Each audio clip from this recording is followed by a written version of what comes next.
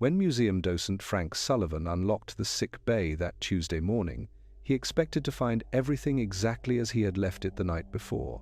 The medical equipment displays were precisely arranged. The informational plaques hung straight on the bulkheads.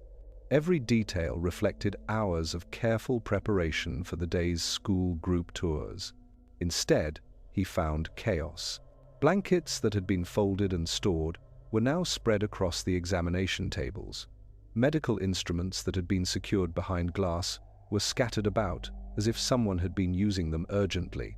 Most disturbing of all, the air reeked of antiseptic and something else Sullivan couldn't identify, something that reminded him of the field hospitals he'd seen during his own Navy service decades earlier. Sullivan had worked at the USS Hornet Museum for 6 years. He'd opened that sick bay hundreds of times. Nothing like this had ever happened before. As he surveyed the scene, one thought kept running through his mind. The ship had been locked and secured all night. He had checked every entrance himself before leaving. No living person could have done this. But someone, or something, clearly had. The USS Hornet sits moored at Alameda Point today, a floating museum that draws thousands of visitors each year. Most come to learn about her distinguished service in World War II and the recovery of Apollo 11 astronauts. Some come hoping to encounter the spirits that are said to still walk her decks. The aircraft carrier CV-12 was commissioned on the 29th of November, 1943, at Newport News Shipbuilding in Virginia. She was the 8th ship to bear the name Hornet in the United States Navy. Her predecessor, CV-8, had been sunk just over a year earlier during the Battle of Santa Cruz Islands. The new Hornet inherited not just a name, but a legacy of courage that would be written in blood across the Pacific. At 872 feet long and displacing over 27,000 tons when fully loaded, the Hornet was a formidable weapon of war. Her flight deck stretched nearly the length of 3 football fields. Below deck, a maze of compartments, passages, and machinery spaces housed a crew of over 2,600 men during wartime operations.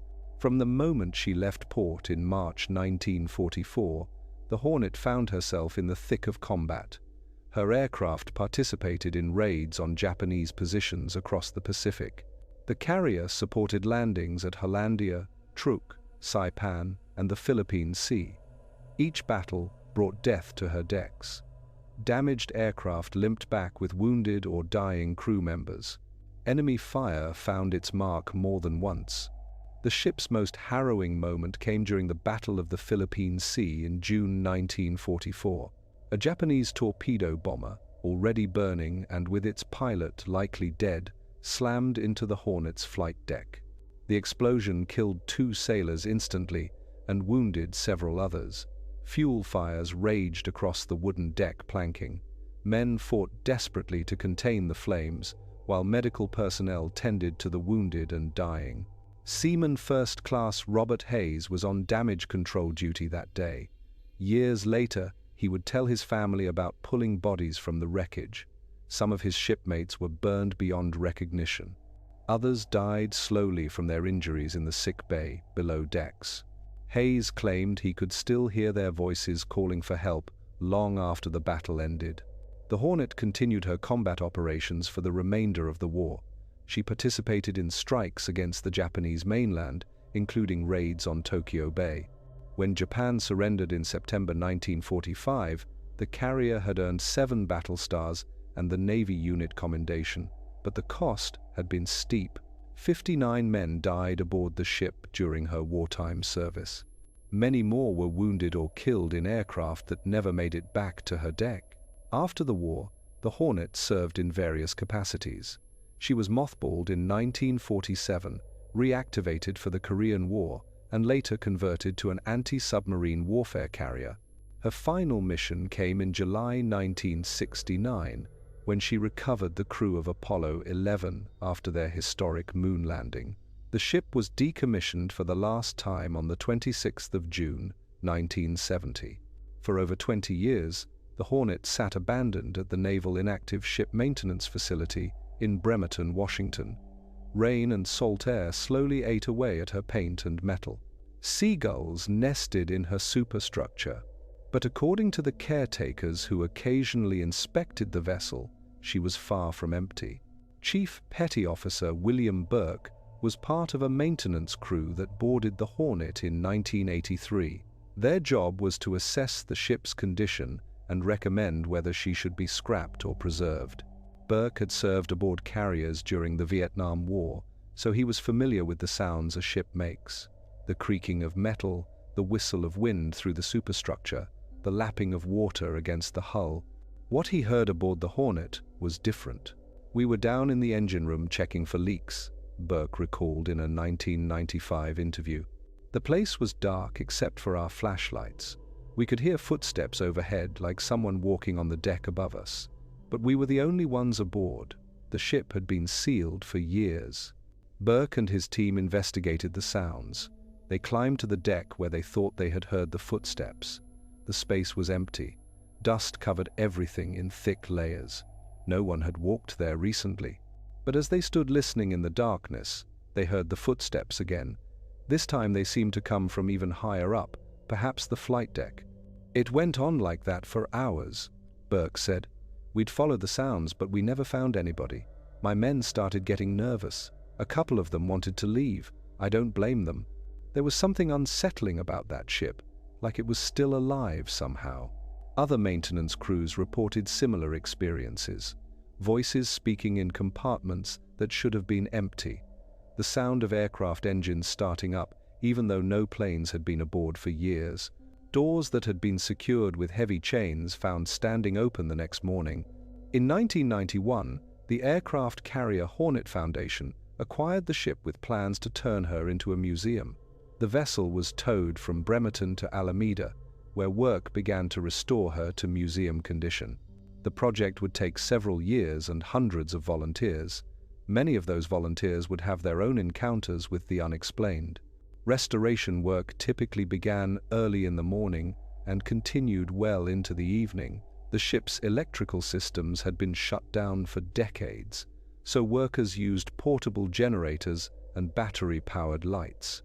The combination of deep shadows and echoing metal created an atmosphere that was both fascinating and unsettling. Jim Patterson was a retired Navy electrician who volunteered to help restore the ship's lighting systems. He often worked alone in the narrow passages below deck, running new cables and installing fixtures. The work required him to crawl through spaces that hadn't seen light in 20 years. One evening in October 1992, Patterson was working in a compartment near the ship's sick bay. He had just finished installing a light fixture when he heard voices coming from the adjacent room. The voices were muffled, but he could make out what sounded like urgent conversation. Someone seemed to be giving medical instructions. Patterson called out to let whoever was there know he was working nearby. The voices stopped immediately. He waited a few moments, then called out again. Still no response. Curious, he gathered his tools and went to investigate. The sick bay was empty. Dust particles danced in the beam of his flashlight. No one had been there. But as Patterson stood in the doorway, he noticed something strange. The air felt different in that room, cooler somehow, and heavy with a smell he couldn't quite identify. It reminded him of disinfectant mixed with something else, something unpleasant. As he turned to leave, Patterson thought he glimpsed movement in his peripheral vision. He spun around, flashlight raised, but saw nothing, just empty bunks and medical equipment covered in dust. He hurried back to his work area and finished his task as quickly as possible. The next morning, Patterson mentioned the incident to other volunteers. Several of them nodded knowingly. They had heard the voices too. Always in the sick bay area, always urgent medical conversations that stopped the moment anyone tried to investigate. Dr. Sarah Martinez was a local historian helping to research the ship's history for museum displays. She spent countless hours in the archives, documenting the Hornet's service record and the men who had served aboard her. The work was meticulous and often emotionally difficult. Reading casualty reports and personal letters brought the human cost of war into sharp focus. Martinez often worked late into the evening, using a small office that had been set up in the ship's former navigation room. The space was quiet and isolated from the restoration work happening elsewhere on the vessel. She could concentrate on her research without interruption. On the night of the 8th of December, 1993, Martinez was reviewing medical records from the ship's wartime service. The documents detailed injuries and deaths that had occurred during combat operations. Many of the men had been young, some barely out of their teens. Their stories were heartbreaking but important to preserve. Around 11 p.m., Martinez heard what sounded like someone walking in the passage outside her office. The footsteps were slow and deliberate, as if the person was having difficulty moving. She assumed it was one of the security guards making his rounds. The footsteps stopped directly outside her door. Martinez waited for a knock or a greeting, but neither came. After a few moments, she got up and opened the door to see if anyone needed help. The passage was empty in both directions. Her flashlight beam revealed nothing but metal walls and closed doors. Martinez called out, asking if anyone was there. Her voice echoed through the narrow space, but no one answered. As she turned to go back to her work, Martinez heard the footsteps again. This time they seemed to be moving away from her, deeper into the ship. Against her better judgment, she decided to follow the sound. The footsteps led her through a maze of passages toward the ship's sick bay. Martinez had been in that area before during her research, but never at night. The space felt different in the darkness, more oppressive somehow, as if the walls themselves were pressing in. The footsteps stopped at the entrance to the sick bay. Martinez stood in the doorway, listening. The ship was completely quiet except for the gentle creaking of metal and the distant sound of water lapping against the hull. She played her flashlight beam across the room, illuminating rows of empty bunks and medical equipment. That's when she saw him. A figure in a Navy uniform was standing beside one of the bunks. He appeared to be tending to someone, though the bed looked empty to Martinez. The figure moved with careful, practiced motions, as if changing bandages or administering medication. His uniform looked old-fashioned, like something from the 1940s. Martinez stood frozen in the doorway, hardly daring to breathe. The figure continued his work, seemingly unaware of her presence. She could see him clearly in the beam of her flashlight, but he cast no shadow on the wall behind him. After what felt like an eternity, the figure straightened up and turned toward the doorway. Martinez found herself looking into the face of a young man, perhaps in his early 20s. His expression was tired but determined. For just a moment, their eyes met. Then he was gone. Martinez stumbled backward, her heart pounding. She turned and ran through the passages, not stopping until she reached the main deck. She didn't return to the ship for 3 weeks. When she finally came back, Martinez spoke with other volunteers about her experience. To her surprise, several people had similar stories.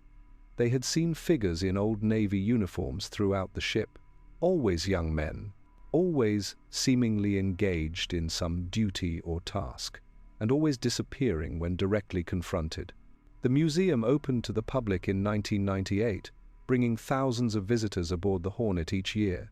The ship's docents, many of them Navy veterans, learned to expect certain questions from visitors. People frequently reported feeling watched while touring the vessel. Others claimed to hear voices or see shadows moving where no living person could be. The sick bay remained a particularly active area.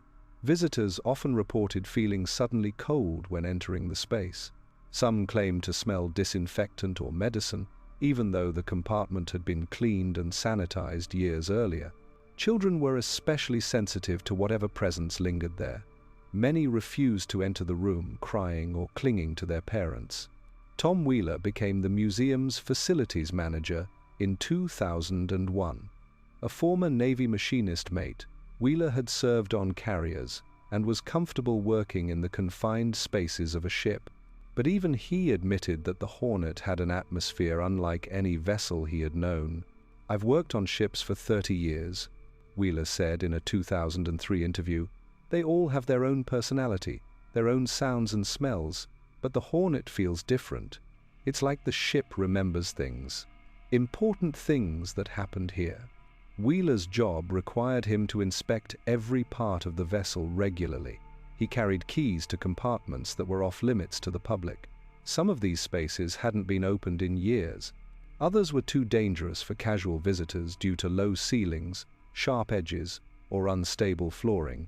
One of Wheeler's most unsettling experiences occurred in the ship's forward ammunition magazine. The space was located deep in the vessel's hull, several decks below the hangar bay. It was dark, cramped, and filled with the kind of oppressive silence that seemed to muffle even the smallest sound. Wheeler was conducting a routine safety inspection when he heard voices coming from deeper in the magazine. The voices were quiet but urgent, as if people were discussing something important. He could make out individual words here and there, but not full conversations.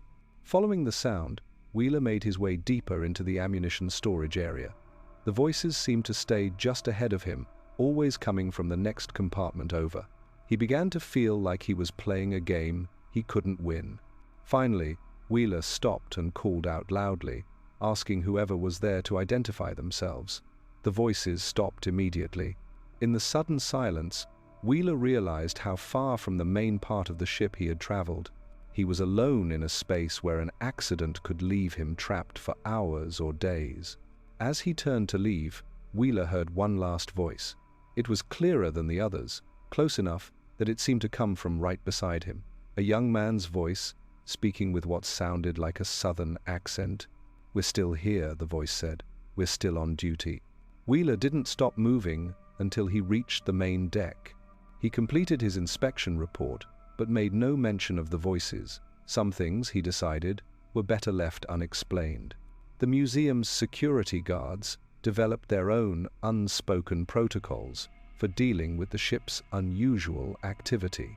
Night shifts were rotated frequently to prevent any one person from spending too much time alone on the vessel. Guards were instructed to work in pairs whenever possible, especially when checking the lower decks. Despite these precautions, reports of unexplained incidents continued. Guards described seeing lights in compartments that had no electrical power. They heard machinery operating in spaces that contained no functional equipment. Most disturbing of all, they occasionally encountered figures in Navy uniforms who vanished when approached. Michael Torres worked as a security guard at the museum from 2004 to 2007. A former Marine, Torres was not easily spooked by strange sounds or shadows, but his experiences aboard the Hornet challenged his skeptical worldview. "I was doing my rounds one night, probably around 2 a.m., Torres recalled. "I was checking the hangar bay when I saw someone standing near one of the aircraft displays. At first I thought it might be a homeless person who had somehow gotten aboard, but as I got closer, I could see it was a young guy in a Navy uniform. He was just standing there, looking up at one of the planes." Torres called out, identifying himself as security and asking the person to stop. The figure turned toward him, and Torres could see his face clearly in the beam of his flashlight. He appeared to be very young, maybe 19 or 20 years old. His uniform looked authentic, but old-fashioned. I started walking toward him, asking how he got aboard and telling him he needed to leave, but the closer I got, the more transparent he became. By the time I reached the spot where he'd been standing, there was nothing there, just empty space. Torres searched the entire hangar bay and found no sign of an intruder. All the ship's access points remained locked and secured. The incident was logged in his security report, but no explanation was ever found. Similar encounters became routine for the museum's staff. Docents learned to expect certain questions from sensitive visitors. Children often asked about the sailors they had seen during their tour. Adults reported feeling watched or followed while exploring the ship. Some visitors left abruptly, claiming they felt unwelcome or unsafe. Among the most frequently reported phenomena were the sounds of aircraft operations.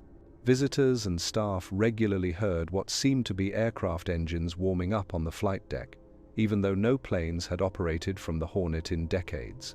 The sounds were so realistic that new employees often rushed topside expecting to see aircraft preparing for takeoff. Janet Morrison was a volunteer tour guide who specialized in leading groups through the ship's aviation exhibits.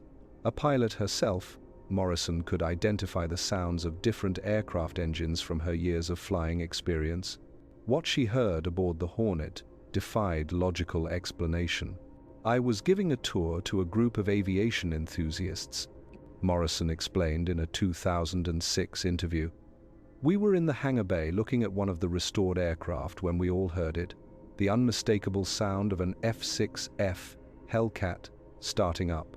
The engine was turning over, catching, then settling into that distinctive idle you hear from a radial engine." Morrison and her tour group looked around in confusion. No aircraft in the hangar bay was operational. The restored planes were static displays, their engines long since removed or rendered inoperable. Yet the sound continued for several minutes before gradually fading away. "What made it even more unsettling," Morrison continued, "was that everyone in the group heard it clearly. These were knowledgeable aviation people. They knew what they were hearing. But there was no source for the sound anywhere on the ship. The flight deck presented its own mysteries. The massive wooden deck, over 800 feet long and 147 feet wide, had been carefully restored to its wartime appearance. Yellow and white lines marked aircraft parking spots and takeoff positions. Arresting cables stretched across the deck, ready to catch incoming aircraft that would never come.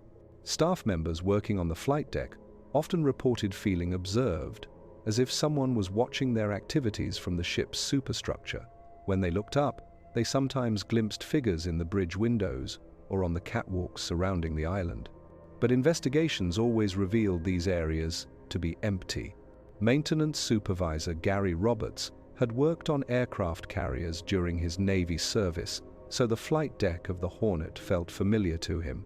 He understood the rhythms of carrier operations, the constant activity that made the deck one of the most dangerous workplaces in the military. What puzzled Roberts was how active the flight deck felt, even when no one else was around. "I'd be up there working on something, maybe repairing a section of deck planking or fixing a light fixture," Roberts said. "I could swear I heard people moving around, working on other parts of the deck. The sounds of tools, voices calling out warnings, the kind of noise you'd expect from a busy flight deck." But when Roberts looked up from his work, the deck would be empty except for himself. The sounds would continue, always seeming to come from just out of sight behind aircraft or equipment. It was as if an entire crew was going about their duties invisibly, maintaining a ship that no longer sailed. The phenomenon became so common that Roberts began timing his work to coincide with other staff members' schedules. He preferred not to work alone on the flight deck, especially during the early morning or evening hours when the phantom sounds seemed most active. Below the flight deck, in the ship's ready rooms where pilots had once received their briefings, another type of activity was regularly reported. These spaces had been restored to show how aircrews prepared for combat missions.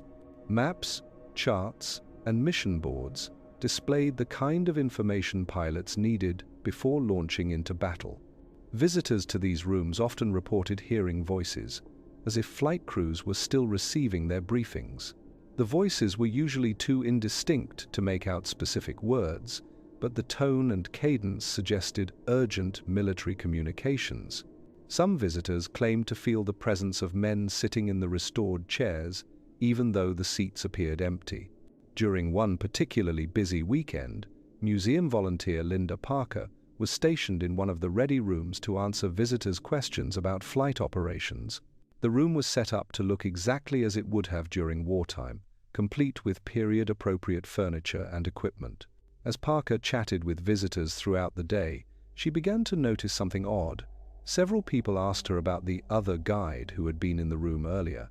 They described a young man in a Navy uniform who had been very knowledgeable about the aircraft and missions, but Parker had been the only guide assigned to that area all day.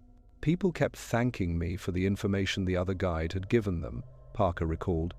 They described conversations they'd had with someone who clearly knew a lot about carrier operations and the specific aircraft we had on display.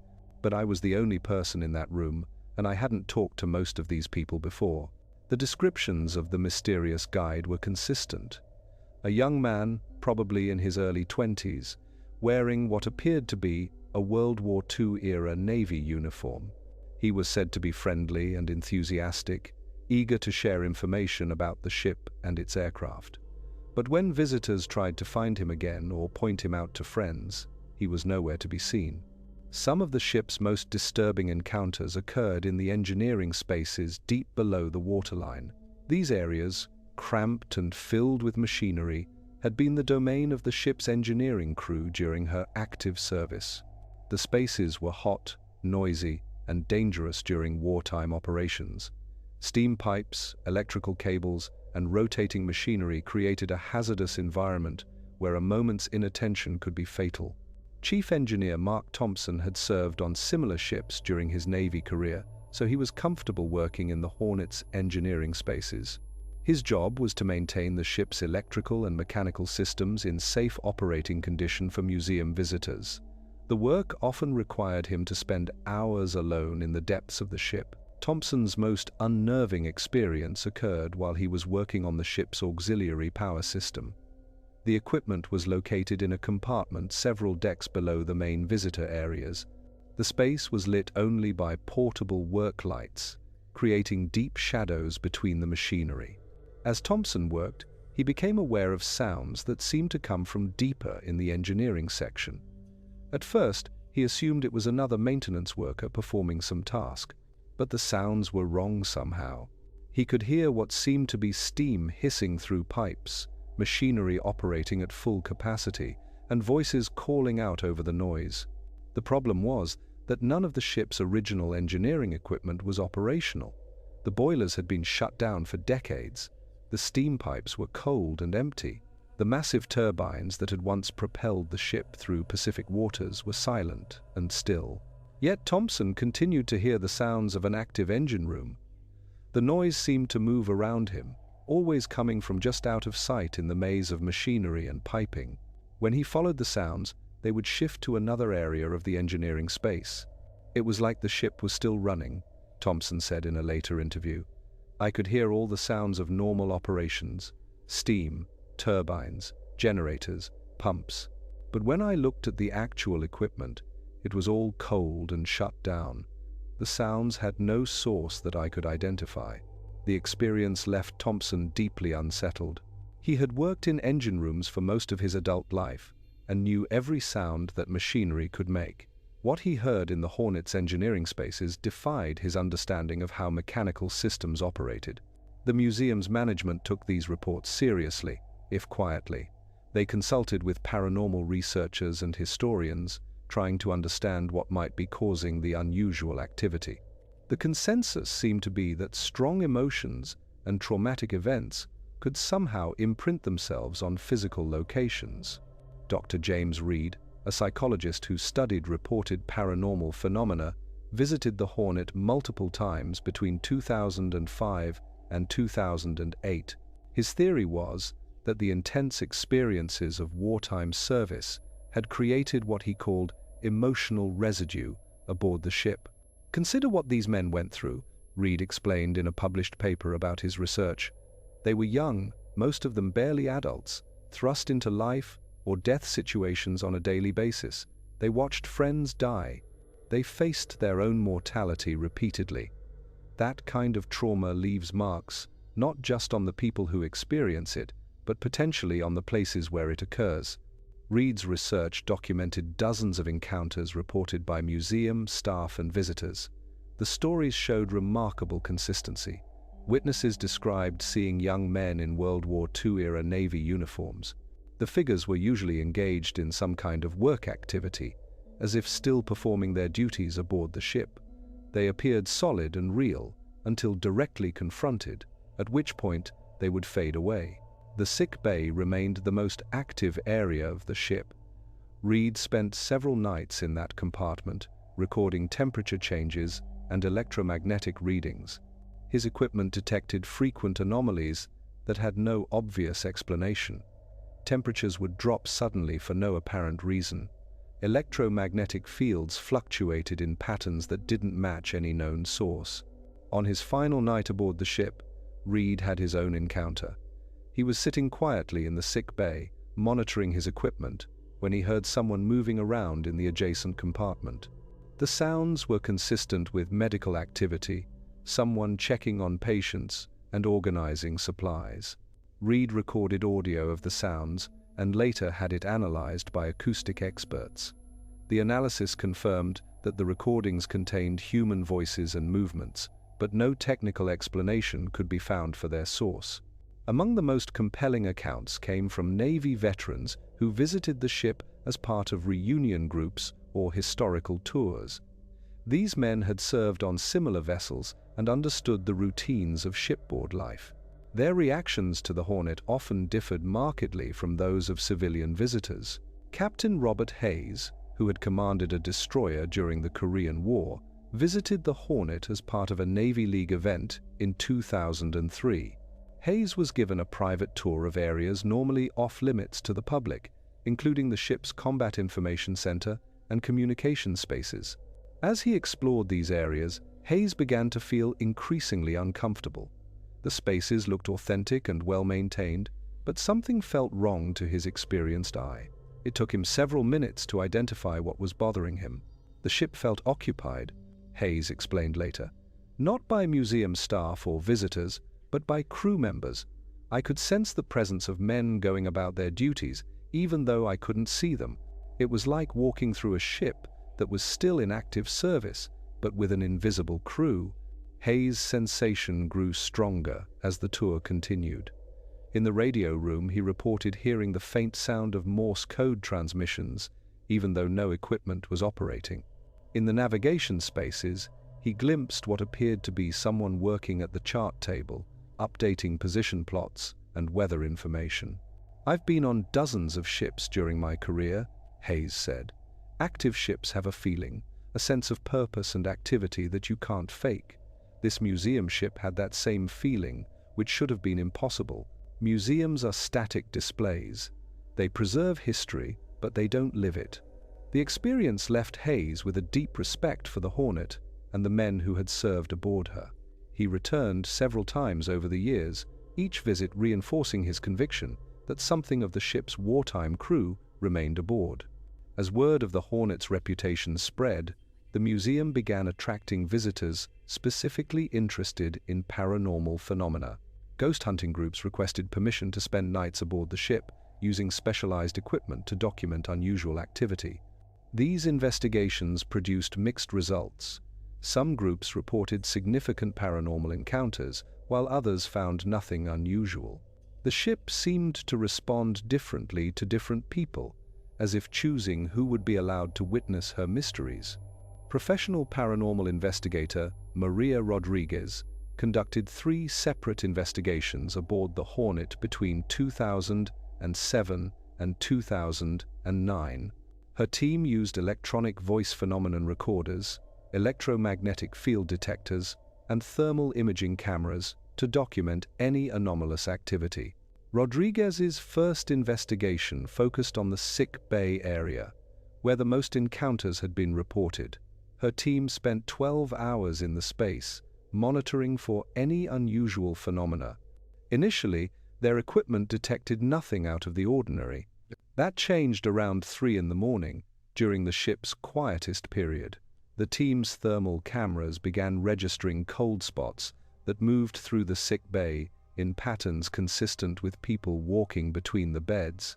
The temperatures were significantly lower than the ambient air, suggesting some kind of energy disturbance. At the same time, their electromagnetic detectors registered field fluctuations that seemed to follow the cold spots. The readings suggested the presence of electrical activity where none should have existed. Most intriguing of all, their electronic voice phenomenon equipment captured what sounded like medical instructions being given in low, urgent voices. "We documented several hours of anomalous activity," Rodriguez reported. "The patterns were too consistent and complex to be explained by equipment, malfunction, or environmental factors. Something was interacting with our instruments. and that something appeared to be intelligent and purposeful. Rodriguez's subsequent investigations produced similar results. The ship seemed most active during the early morning hours, particularly in areas where traumatic events had occurred during wartime service. The evidence suggested that whatever presence remained aboard the Hornet was focused on continuing the duties and routines of naval service. Today, the USS Hornet continues to serve as a museum and educational center. Thousands of school children tour the ship each year, learning about naval history and the sacrifices made by previous generations. Many of those visitors leave with more than just historical knowledge. The ship's docents, most of them Navy veterans themselves, have learned to navigate questions about the vessel's reputation for supernatural activity. They neither promote nor dismiss the stories, preferring to let visitors draw their own conclusions.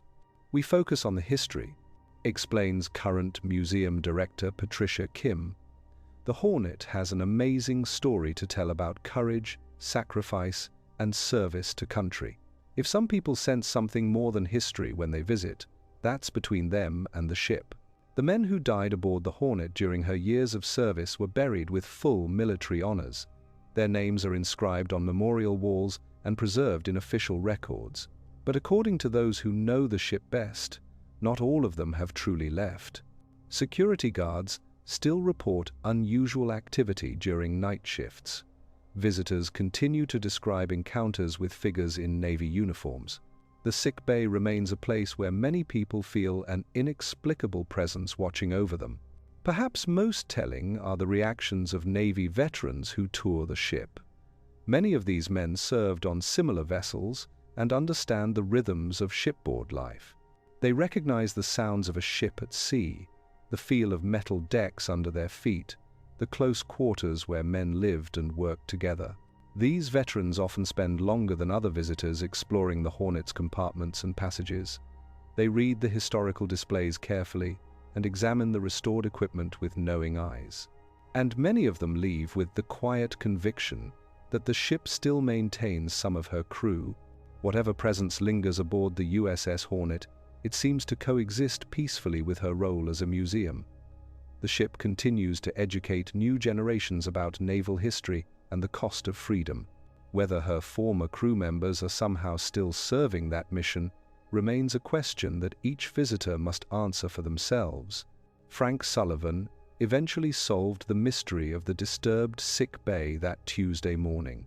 Security cameras had been installed throughout the museum the previous month, and he decided to review the footage from the night before. What he saw challenged everything he thought he understood about the ship he had worked on for 6 years. The Hornet keeps her secrets, floating quietly at her pier in Alameda. Visitors come and go, some taking away more than others. And in the spaces below deck, where young men once lived and died in service to their country, the watch continues. Have you experienced something unexplained during a visit to a historical site? Share your story in the comments below, and don't forget to subscribe for more tales of the strange and unexplained.